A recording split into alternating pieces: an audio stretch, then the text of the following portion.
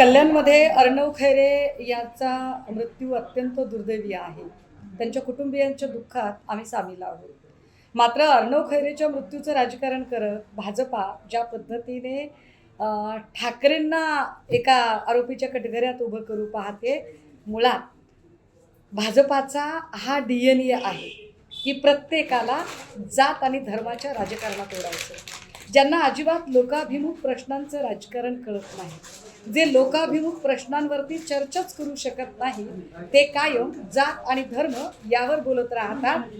जर भाजपाला अशा पद्धतीने जर वेगवेगळ्या गटांमधला वाद काढायचा असेल तर मग या राज्यामध्ये मराठा विरुद्ध OBC या वादामध्ये जेवढे बळी गेले त्या सगळ्या बळींचा सदोष मनुष्यवधाचे गुन्हे हे या राज्याचे मुख्यमंत्री देवेंद्र फडणवीस आणि भाजपावर दाखल करावे लागतील.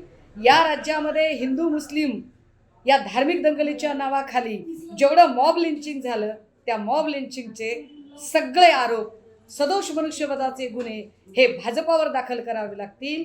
या राज्यामध्ये जेवढ्या म्हणून जातीय आणि धार्मिक दंगली उसळल्या, ज्याला कारण भाजपाचे नवथर आणि अत्यंत छुचोर वक्तव्य करणारी, मग ती जगताप, राणा जेवढी काही माणसं ही चिल्लर आणि तिल्लर माणसं असतील यांच्यावर गुन्हे दाखल करावे लागतील.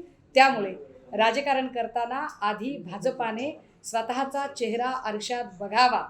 अमित साटम, खरं तर तुमच्यावर बोलायची मला अजिबात इच्छा नाही आहे, पण ज्या पद्धतीने तुम्ही एक बोर्ड हातात घेऊन बसलेला आहात तर तुमच्या हे लक्षात यावं की मुळात आत्तापर्यंत तुम्ही मराठी माणसांचे किती खिसे रिकामे केले आणि किती इतर प्रांतीयांच्या खिशामध्ये भरलेला आहे, आणि नंतर आमच्याशी बोलावं.